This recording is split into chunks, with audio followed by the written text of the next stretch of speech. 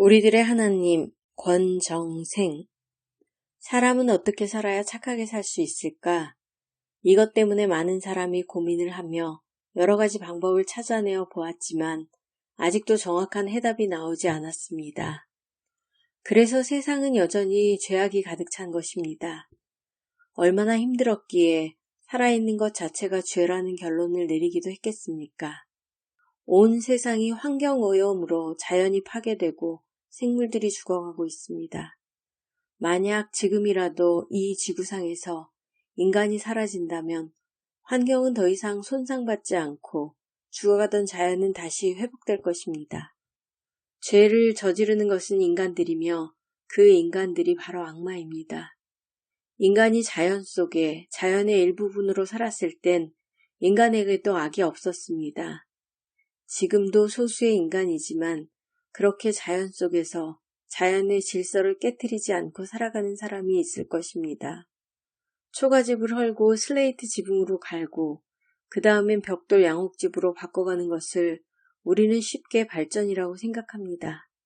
그러나 우리가 발전이라 했던 모든 문명이야말로 파괴의 원인이며 인류의 멸망을 가져다 준 것입니다. 인간이 문명의 혜택으로 편리와 행복을 누리고 있을 때 수많은 동식물이 고통스럽게 죽어가야만 했습니다. 선진 산업국이 부를 누리기 위해서는 약소 국가와 약소 민족이 헐벗고 굶주려야 했습니다. 영국과 미국이 주동이 되어 일으킨 걸프 전쟁으로 지금 쿠르드 민족의 순환이 시작되었고 그곳 바다에 살고 있던 물고기와 새들이 고통을 겪고 있습니다. 이 지상에서 정의로운 전쟁이란 절대 없습니다. 하나의 힘이 작은 약자를 집어삼키는 악마가 바로 전쟁인 것입니다. 자연계의 먹이사슬에서 절대 강자는 없습니다. 내가 하나 잡아먹으면 대신 하나를 희생하는 것이 자연입니다. 인간들이 이 자연을 이탈하여 마구잡이로 집어삼키며 지상의 왕자로 군림하면서 우리는 결국 우주의 악마가 된 것입니다. 이 정도에서 우리가 다시 제자리로 차려들지 않으면 지구의 종말은 피할 수 없을 것입니다. 도시에 살고 있는 분들은 잘 느끼지 못하겠지만 시골에서는 자연이 얼마나 망가져가고 있는지 잘 압니다. 무척 오래전부터 여름에 소낙비가 없어지고 무지개가 없어졌습니다. 해질녘에 보이던 붉은 노을도 없어지고 기후변화가 순조롭지가 않습니다. 내가 살고 있는 이곳 안동지방은 댐을 두 군데를 막는 바람에 안개가 끼고 여름에는 덥고 겨울에는 무척 추워졌습니다. 초가지붕을 뜯고 나니 참새가 없어지고 지붕 속에 살던 능구렁이와 족제비가 없어지고 그러다 보니 쥐가 많아져서 쥐약을 살포해서 고양이가 죽고 다른 가축들이 죽었습니다. 자연은 어느 한 군데가 망가지면 연쇄 반응을 일으킵니다. 화학 비료를 사용하다 보니 땅이 죽고 땅이 죽으니 그 속에 살던 곤충이 죽어 상대적으로 해충이 늘어났습니다. 그래서 농약을 살포하니 그것이 개울로 흘러들어 많은 물고기가 죽어버렸습니다.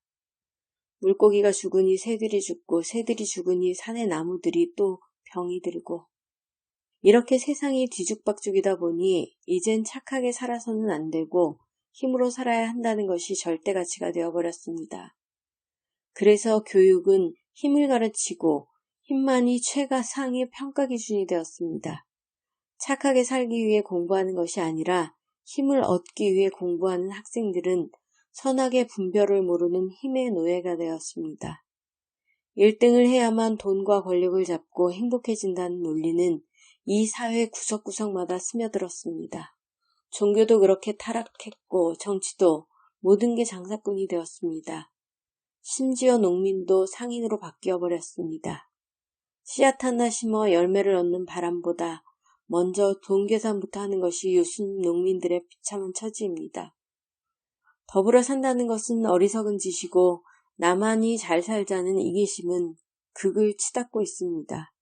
앞서도 말했지만 하나를 얻으면 하나를 돌려줘야 하는 것이 바로 더불어 살아가는 평등의 원칙이며 그게 평화로 이어지는 자연의 질서입니다.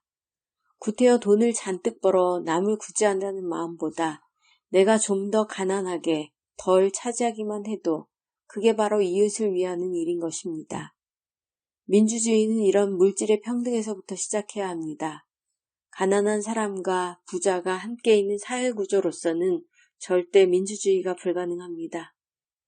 왜냐하면 부자는 그 부를 지키기 위해 권력과 결탁을 할 테고 가난한 사람은 굶어 죽을 수 없으니 자연히 권력과 맞서 싸워야 하니까요. 가난한 사람들의 목숨도 목숨입니다. 살기 위하여서는 누군들 자기 몫을 찾으려 하지 않겠습니까?